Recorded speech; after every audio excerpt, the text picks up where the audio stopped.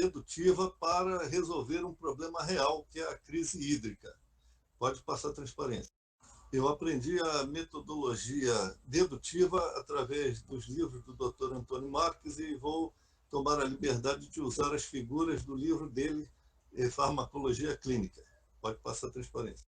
Eu aprendi a metodologia dedutiva através dos livros do Dr. Antônio Marques e vou tomar a liberdade de usar as figuras do livro dele, Farmacologia Clínica. Pode passar transparência. Bem, eu extraí do livro uma sequência de todas essas atividades que estão nessa transparência. Na próxima transparência, por favor. Primeiro, é preciso partir da observação do fenômeno através dos órgãos físicos. Em segundo lugar, elaborar intelectualmente, discernir, calcular, medir, pensar, segundo suas palavras, os dados do problema, ou usando suas palavras, elaborar conceitualmente a imagem retida na mente, de forma viva. E, em terceiro, realizar a mais importante de toda a experiência, ou seja, elaborar a ideia dos conteúdos que ele denomina de contemplação, para que esteja congruente com o fenômeno exterior, ou, usando as suas palavras, permitir que a essência se manifeste. O somatório intelecto mais ideia foi nomeado por Goethe de juízo contemplativo e renomeado por Rudolf Steiner de conhecimento intuitivo. Pode passar a transparência. Observamos nesse fluxo de tarefas, né, da metodologia dedutiva, elaborada pelo Dr. Antônio Marques, a sequência de atividades que eu vou utilizar aqui passo a passo nas próximas transparências. A próxima, por favor. Bem, observamos aqui que, bem, no início é preciso ter uma necessidade, caso contrário, não se deve utilizar o método científico, né? Hoje a gente observa muitos problemas que não existem e que criam-se necessidades para resolver problemas que nunca existiram. Não é essa a metodologia dedutiva, né? Então vamos partir de uma necessidade real, que é a de resolver a crise hídrica e buscar a causa para a crise hídrica. Do lado esquerdo, em vermelho, observamos deduções imediatas. A monocultura ela causa a perda de vida.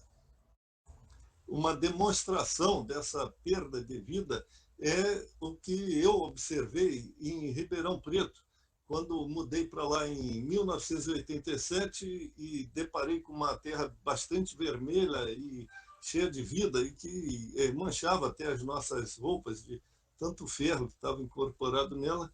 E quando saí em 94, vi um solo arenoso que hoje eu concluo que é decorrente da monocultura da cana-de-açúcar.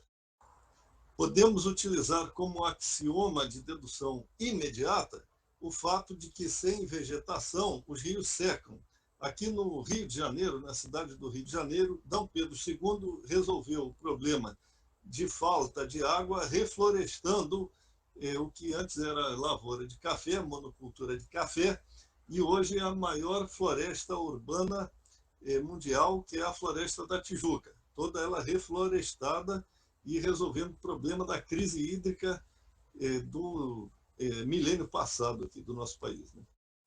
Podemos, então, ter uma dedução imediata que agroflorestar gera água, que está em azul, como uma hipótese dedutiva, que eu deduzo isso, né, da história da floresta da Tijuca aqui, e posso elaborar uma hipótese indutiva, que a agrofloresta sustenta a agricultura e até a cultura dos povos, né? Juntando essa hipótese dedutiva com a indutiva, eu formo uma hipótese mais que não é tão hipo, né? Passa a quase a ser uma tese, né? Que a agrofloresta é a solução para a crise hídrica. E assim eu fecho o método dedutivo. E tem mais coisas a falar, mas eu posso entrar não agora. haverá tempo. A transparência, eu penso que...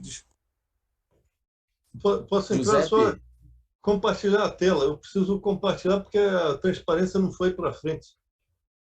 desculpe, Giuseppe, só um Então segundo, vai então. passando para mim que eu vou falando. Se você tiver como passar, eu vou falando. Claro, claro.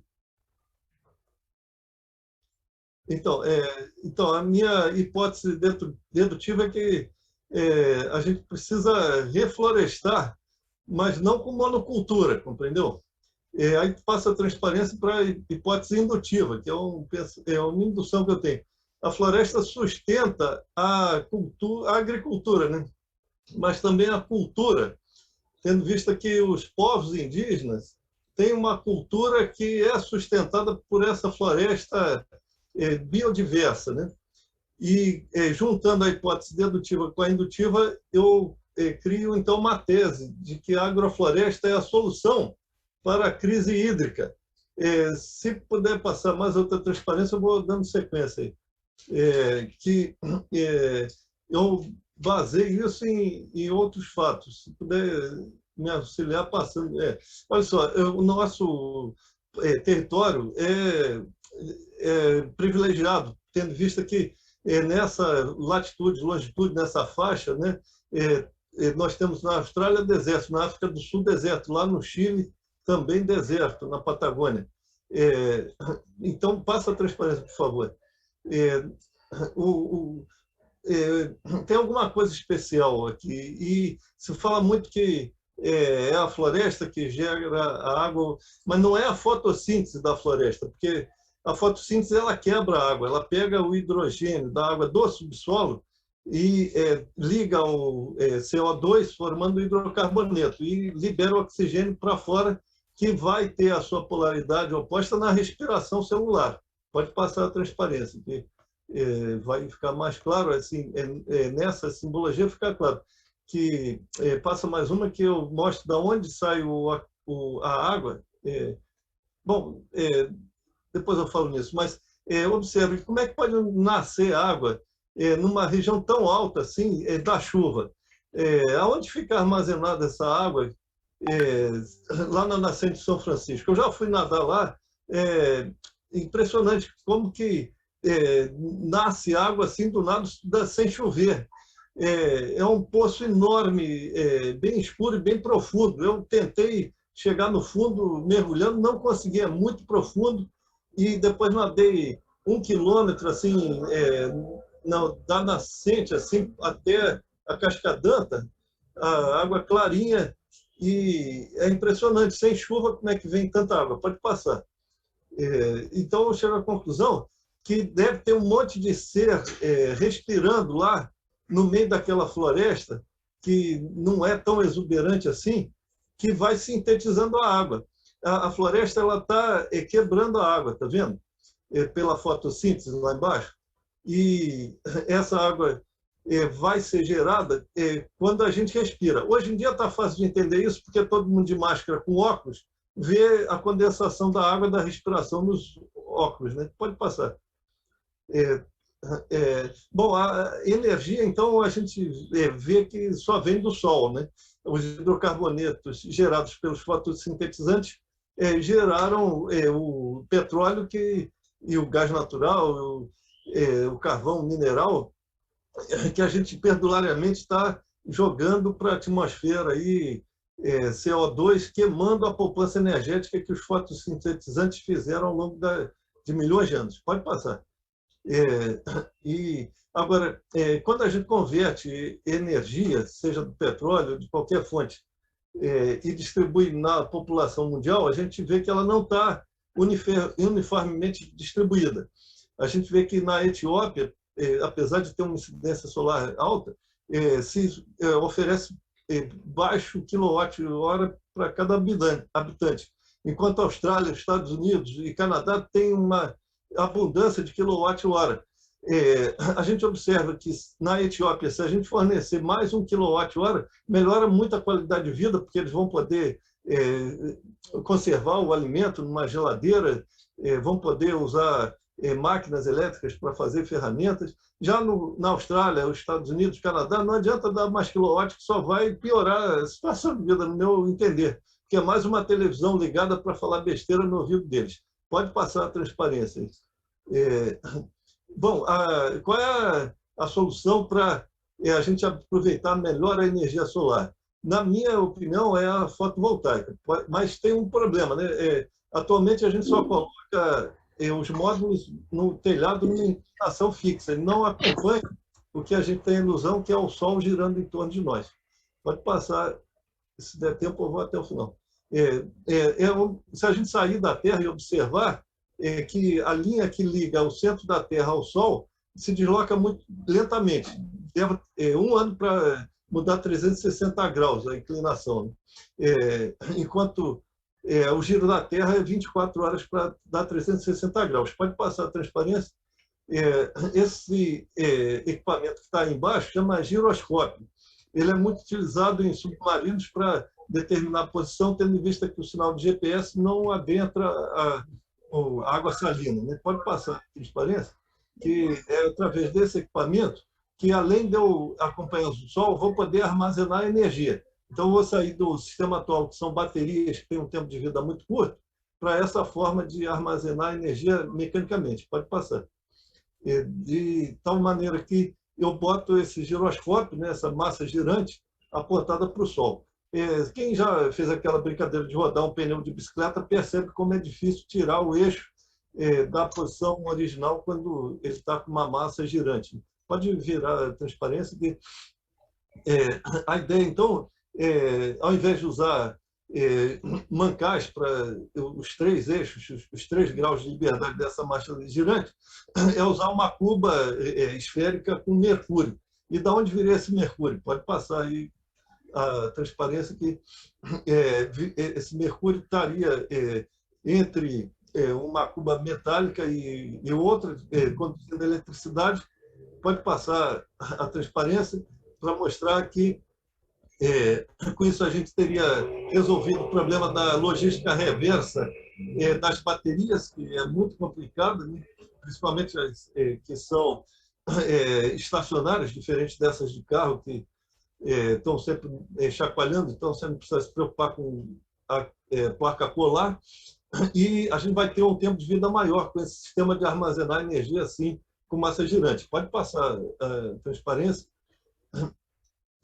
Atualmente, as comunidades ribeirinhas precisam do óleo diesel para gerar eletricidade, e para pegar esse óleo diesel, se não tem uma embarcação movida a energia solar como essa à esquerda, aí gasta mais diesel ainda.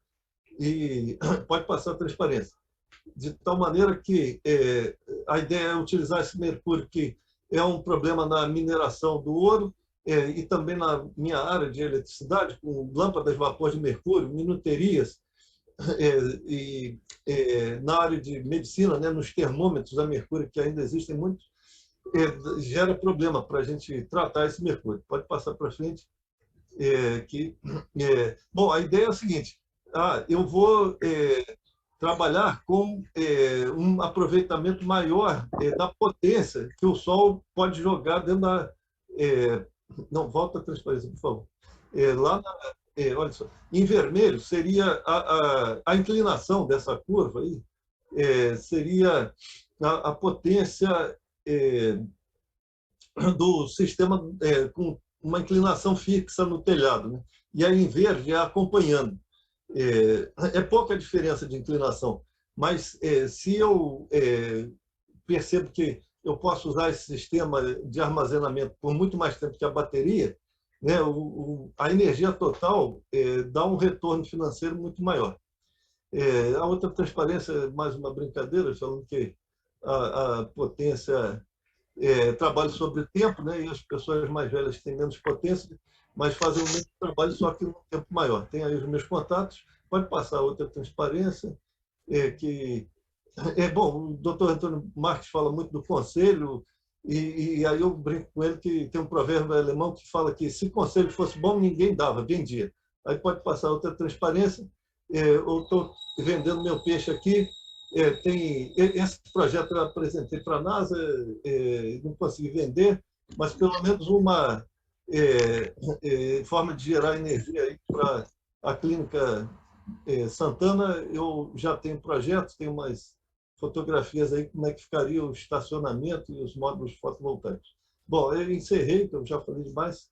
Estou aberto para perguntas.